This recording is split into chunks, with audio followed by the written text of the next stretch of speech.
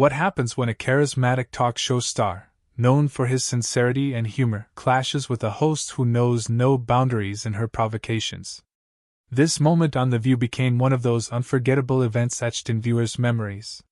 Steve Harvey, a beloved figure to millions, came to promote his new motivational project, but no one was prepared for what happened next. The studio froze, the audience held their breath, and the producers scrambled to salvage the situation. Here's how it all began. A sunny morning in New York.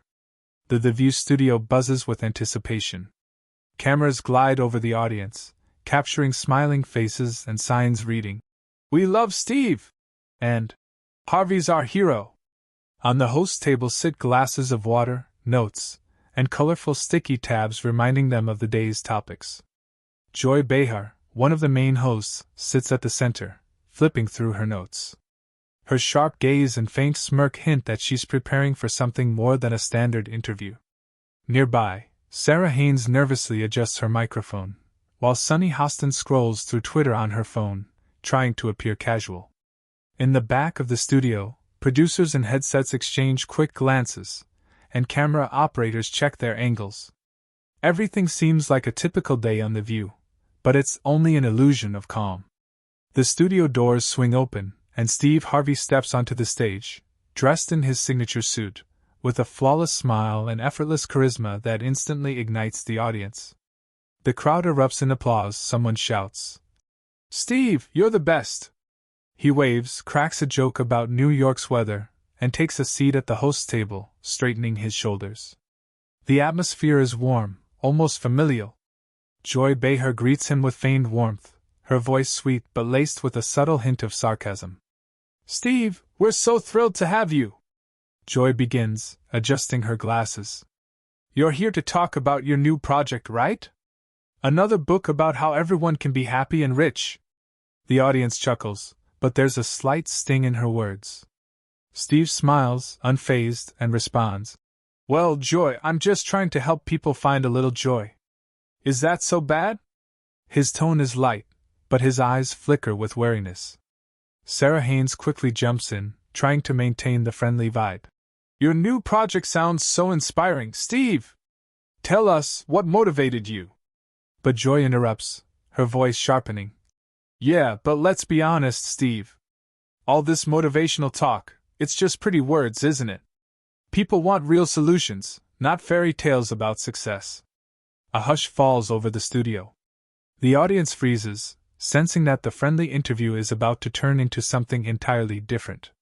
Steve Harvey leans back in his chair, his smile growing tense but still intact. "Joy, I get that you want to dig deeper," he says, his voice steady but firm. "My project is about giving people hope. I'm sharing my experience, what helped me rise from nothing." The audience claps, but Joy doesn't back down. "From nothing?" she retorts, raising an eyebrow. "You're a star now, Steve. Millions in the bank, mansions, yachts. How can you tell regular people you understand them? You forgot what real problems are a long time ago." A hushed whisper ripples through the studio. Someone in the audience grabs their phone to record the moment. Sarah Haynes fidgets, her fingers nervously clutching a pen, while Sunny Hostin shoots Joy a warning glance, but Joy presses on. "I haven't forgotten, Joy," Steve replies, his voice deepening with a hint of anger.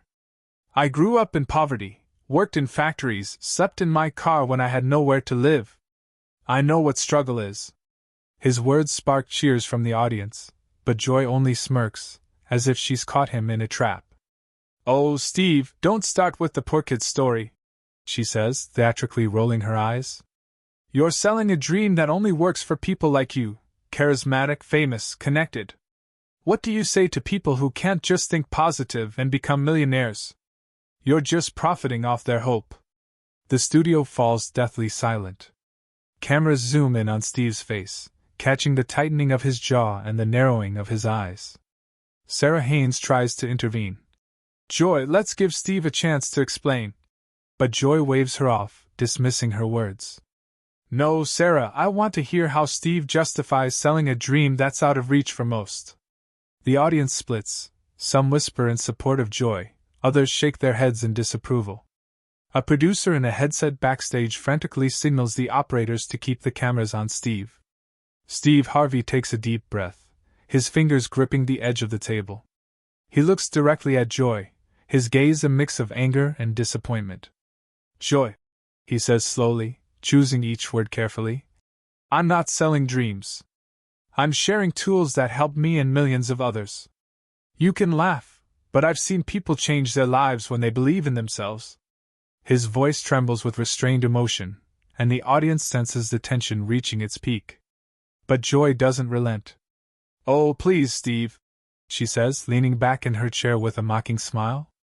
"You tell people anything is possible if they work hard. But let's be real, you got lucky. And now you're making money off people who think they can follow your path. That's not motivation, it's exploitation." The word exploitation hangs in the air like a slap. The audience gasps, someone shouts, "Joy, that's too much!" Cameras hum, operators hurriedly switch between close-ups of Steve and Joy. Sonny Hostin, who has been silent, finally speaks up. "Joy, maybe we've gone a bit too far. Steve, tell us more about your project." But her voice is lost in the tension. Steve stares at Joy, his face hardening. "You call that exploitation?" he asks, his voice low and threatening. "You sit here in your studio and accuse me of giving people hope? Maybe you're the one using this platform to tear people down for ratings."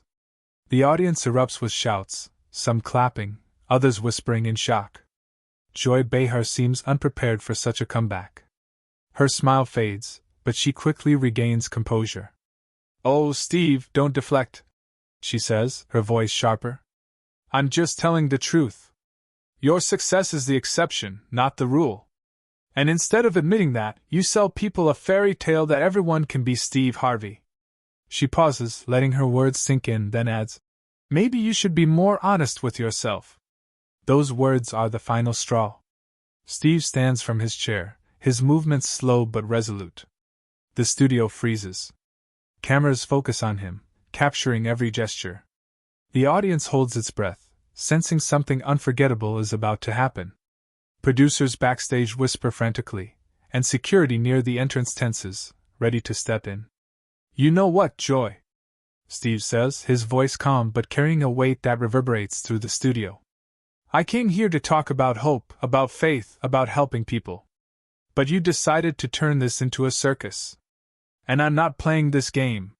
He removes his microphone, tossing it onto the table with a soft clink, and turns to the audience. "If you think believing in yourself is a fairy tale, then I feel sorry for you.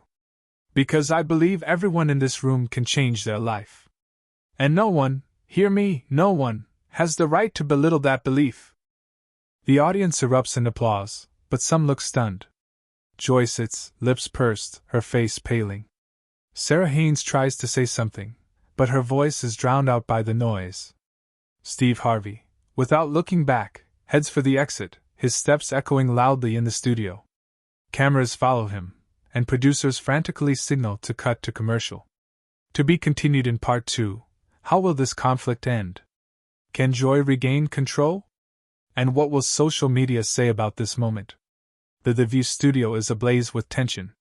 Steve Harvey has just tossed his microphone onto the table and is walking toward the exit after a sharp rebuke to Joy Behar, who accused him of selling unattainable dreams. The audience is divided, some cheer in support, others whisper, stunned by the drama. Cameras hum, operators frantically switch between close-ups of Joy, her lips tightly pressed, and Steve, whose steps echo in the silence. Producers backstage wave their hands, signaling to cut to commercial, but no one can look away from the unfolding scene. This conflict has already made television history, and what happened next shocked everyone. Steve pauses at the edge of the stage, his figure commanding under the bright spotlight, both imposing and human. He turns to the audience, ignoring Joy, who tries to regain control. "You want the truth?" he says, his voice deep with a hint of pain but brimming with strength. "I'm not promising people millions. I'm not promising everyone will be a star. I'm saying one thing, don't give up. Don't let anyone, not me, not Joy, not anyone, tell you your dreams are impossible. The audience erupts in applause, someone in the back stands, cheering. A woman in a blue dress wipes tears, holding her phone to record the moment. A young man with a "Steve's our hero" sign shouts, "Keep it up, Steve!" But Joy doesn't back down. She stands abruptly, her glasses glinting under the lights, her voice cutting through the air. "Steve, those are all nice words, but you're dodging the point. You profit off people who believe in those dreams but can't achieve them. That's not hope, it's business." Her words spark a mixed reaction. Some audience members boo, others nod in agreement. Sarah Haynes, visibly flustered, tries to intervene. "Let's all calm down, we can talk this out." But her voice is drowned out by the noise. Sunny Hostin, who has stayed quiet, finally speaks. "Joy, maybe you've gone too far. Steve's trying to help people." But Joy waves her off, her face set with stubbornness. "I'm saying what everyone's thinking, Sunny. Someone has to be honest." Steve, standing at the stage's edge, slowly turns back to Joy. His eyes blaze, but his voice remains calm, almost cold. "Honest?" he asks, taking a step toward the table. "You call it honest to humiliate me in front of the whole country? You think your ratings are worth trampling on someone's belief?" He pauses, letting his words hang in the air. The studio falls silent, even the operators seem to hold their breath. "I'm not perfect, Joy. But I believe in people. And if you think that's business, then I'm sorry you can't see the difference between cynicism and hope." His words land like a blow. The audience erupts in cheers, someone shouts, "Bravo, Steve!" Joy opens her mouth to respond, but her voice is lost in the noise. Cameras focus on her face. She looks stunned, her confidence crumbling. A producer backstage whispers into a headset, "Cut to commercial, now!" But Steve isn't done. Steve shifts his gaze from Joy to the audience.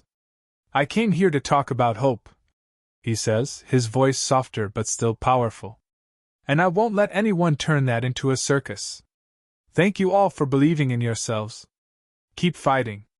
He raises a hand, as if saying goodbye, and heads for the exit. His steps echo loudly in the studio, the clack of his shoes mingling with the hum of cameras and the audience's cheers. Joy remains at the table, her face pale, eyes flashing with anger and confusion. She tries to speak, but Sarah Haynes quickly interrupts. "We'll be right back after the break." Her voice is overly cheerful, as if trying to mask the panic. Sunny Hostin shakes her head, muttering something under her breath. The audience buzzes, people pull out phones to post videos on social media. Someone shouts, "Joy, you went too far!" sparking another wave of whispers. Backstage, producers are in chaos. One yells into a walkie-talkie, "How did we let this happen? This is going viral!" Security at the exit lets Steve pass, who walks away without looking back. His face is calm, but his eyes betray exhaustion. The camera catches one final shot, his silhouette disappearing through the doors as the studio erupts in a mix of applause, shouts, and whispers. Within hours of the broadcast, clips of the confrontation flood social media. The hashtag Steve vs. Joy becomes the top trend on Twitter. Users share snippets of Steve's speech, his final words about hope and belief. Some write, "Steve Harvey is real, he said what needed to be heard." Others back Joy. "She just told the truth, motivation is a business."